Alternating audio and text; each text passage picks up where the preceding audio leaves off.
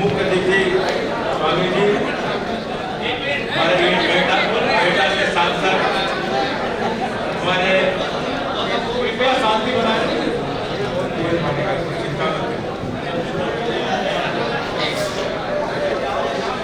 हमारे अयोध्या के सांसद अध्यक्ष जी उपस्थित,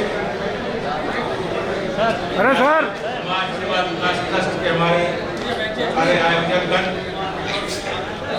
राकेश जी, महेंद्र जी, यादव समाज के सम्मानित बंधु, आज का कार्यक्रम है ये यादव के जो सांसद चुने गए उनके सम्मान के लिए है। हमारे और भी जो सांसद आए हुए हैं उनका भी मैं सम्मान करता हूँ। यादव लोगों के मीटिंग में जितने भी दूसरे लोग आएंगे, ये यादव समुदाय इस देश का सबसे बड़ा आबादी वाला समुदाय है, तो सारे लोगों को अपने में समाहित करने की क्षमता है। अभी हम सारे वक्ताओं की बात सुन रहे थे। हमारे एक वक्ता ने डिमांड किया कि अहीर रेजिमेंट इस देश में बनाने के लिए हम लोग संघर्ष करें। हम पिछली लोकसभा में 19 से 24 तक मैं सांसद था, इसके पहले 96 में भी था, 2004 से 9 में। हमने पिछली लोकसभा में इस मुद्दा को उठाया प्रश्न के द्वारा कि सरकार अहीर रेजिमेंट बनाने के संबंध में क्या विचार है। भारत सरकार का स्पष्ट जवाब है कि कोई भी जाति के आधार पर अब रेजिमेंट नहीं बनाएगा। इसलिए मुद्दा तो आपका खत्म है, क्योंकि वो क्वेश्चन में जवाब नहीं। आप समझ लीजिए कि आप चाहिएगा कि कुछ मांगने से इस भारत सरकार से आपको मिल जाएगा, ये संभव नहीं। आपको इसके लिए संघर्ष करना होगा, और संघर्ष करने में त्याग, बलिदान, कुर्बानी, पूंजी सब चीज लगाना पड़ेगा, तभी आपकी जो सत्ता इस देश में है उससे आप लड़ सकते। कोई छोटी मोटी बात नहीं है। इतनी बड़ी आबादी जिसका इस देश में हो, रेजिमेंट का हम लोग उठावें, मांग करें और भारत सरकार उससे इनकार करे। आप लोग इस बात को ऐसे नहीं समझे। मैं एक बात आपको उदाहरण देना चाहता हूँ। मंडल कमीशन के पहले काका कालेलकर कमीशन बना। इस देश में काका कालेलकर कमीशन को पिछड़ों ने लागू नहीं करवा सके। इतनी बड़ा आबादी है इस देश में। उसके बाद मंडल कमीशन बना, उसको भी हम लागू नहीं करवा।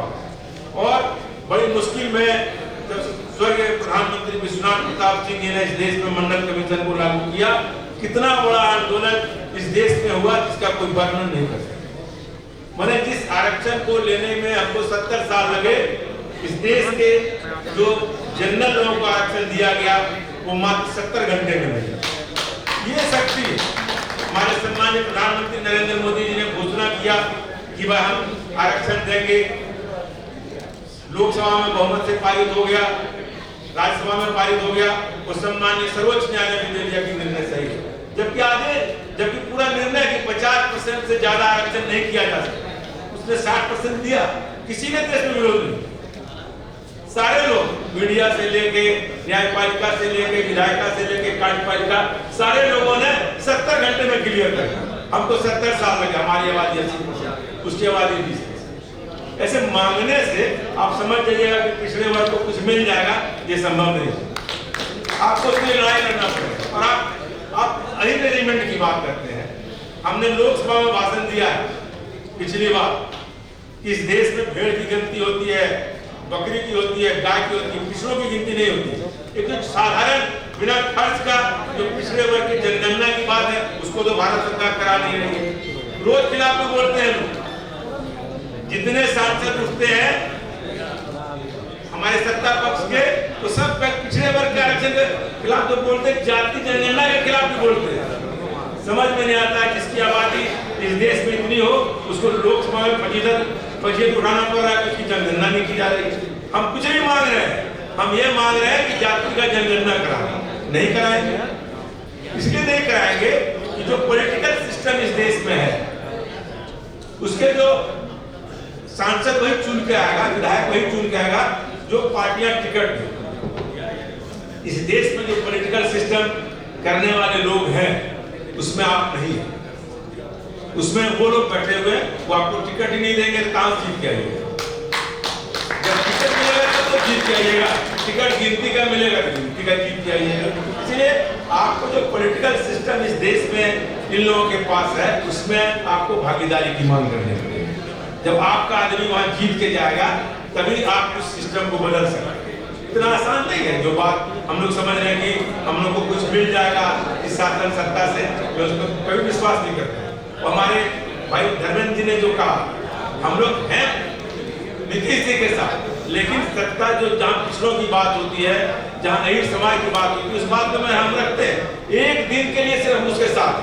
जब वो 3 लाइन व्हिप जारी करेगा उसमें उसके पक्ष में हमको वोट डालेंगे, तभी हमारी सदस्यता, हम यदि खिलाफ में डालेंगे तो चली जाएगी। उसके बाद हमेशा स्वतंत्र है।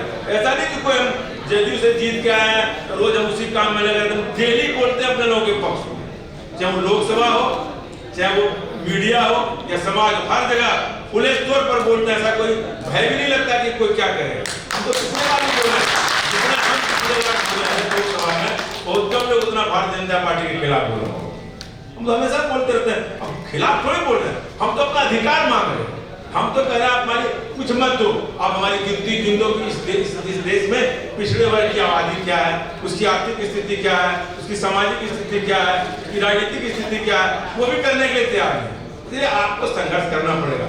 आप लोग यदि समझेंगे कि इतना आसानी से इस देश में आपको कुछ मिल जाने वाला है, वो संभव नहीं है। इसलिए हम लोग सब जानते हैं सारे बातों, हम लोग दिन रात लगे रहते हैं। लेकिन एक बात और, आपको जो यादव समाज के जो हम लोग हैं, उसको और मेहनत करने की आवश्यकता है।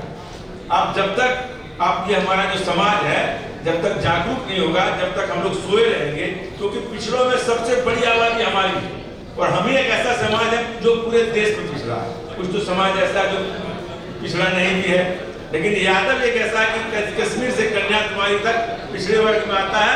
इसीलिए आपको संघर्ष करने की आवश्यकता है। तो जब तक हम संघर्ष नहीं करेंगे हमको कुछ नहीं मिलने वाला है, ये बात आप जान लीजिए। हमारे जितने भी इसके पूर्व में नेता हुए, हमारे सम्मानित स्वर्गीय मुलायम सिंह जी, लालू यादव जी, स्वर्गीय शरद यादव जी, इन लोगों ने मेहनत किया तब जाके मंडल कमीशन मिला। इसलिए जो नेता अभी हम लोग हैं, चाहे पक्ष में है कि विपक्ष में है, सबको एकजुट होकर इस देश में जो जाति जनगणना की बात उठाई जा रही है, मजबूती के साथ सब जगह रखना पड़ेगा, चाहे वो कहीं भी हो। इससे आप एक चीज ऐसे समझ लीजिए, जो हमारा भारतीय यादव महासभा है वो 1924 में बना या 25 में बना होगा, 25 में बना होगा। उसी समय एक संस्था और बनी, उसका नाम है आरएसएस। आज आप देख लीजिएगा आरएसएस की ये स्थिति है कि प्रधानमंत्री को मीटिंग में आना पड़ता है, और अब यादव महासभा की ये स्थिति है कि गिनती के 2 MP आ रहे हैं। आपकी क्या स्थिति है, इससे अभी आकलन आप खुद कर। उस आरएसएस उसी 101 जिस समय आरएसएस बना उसी समय अखिल भारतीय यादव महासभा भी बना, और आज उसके यहाँ यदि वो बुलाएंगे तो उनको आना पड़ेगा, मंत्री का तो बातें छोड़। तो हम लोग का क्या स्थिति, इसलिए आपको अपना भी आकलन करना कि हम कहाँ खड़े हैं। यदि आप जो समाज का लोग इकट्ठा होते हैं, मीटिंग करते हैं, आपको अपने समालोचना आलोचना दोनों करना है। हम लोग इतने कमजोर हैं कि हमारे समाज का कोई महत्व नहीं देता। और हम तो जितने जगह मीटिंग होता है यादव समाज जहाँ हो, हम हर मीटिंग में जाते हैं, ये चिंता ही नहीं करते कि पार्टी क्या है। हमको अपने दम पर जीत जा रही थी, हमारा पार्टी को कहेगा कि ये काम आप नहीं करिए तो हमारा पार्टी को मना भी नहीं करता। और जहाँ तक राजनीतिक बात, हमारे सम्मानित धर्मेंद्र जी ने कहा, मैं उस पर कोई टिक्का टिप्पणी करने वाला नहीं।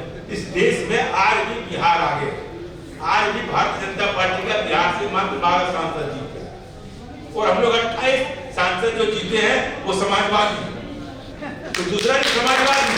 तो समाजवादी जो का जो कैरेक्टर है वो ये है, वो 5 साल लड़ के भी नहीं रह सकता है और 5 साल मिल के भी नहीं रह सकता। इसी हिसाब से आप समझ जाइए, ये समाजवादी का जो कैरेक्टर रहा है लंबे दिनों से, उसका यही रहा। अब अखिलेश जी और शिवपाल जी लड़ गए थे, कितने दिन लड़ते रहे, तो घर नहीं बता रहा ये अखिलेश, इनके परिवार की बात नहीं है, ये समाजवादियों का कैरेक्टर है। वो घर में भी लड़ता है, देखता कि तुम गलत कर दो, यहाँ भी लड़ेंगे, चाहे भाई क्यों नहीं, लेकिन 5 साल लड़के भी नहीं रह सकता और 5 साल मिलके भी नहीं रह सकता।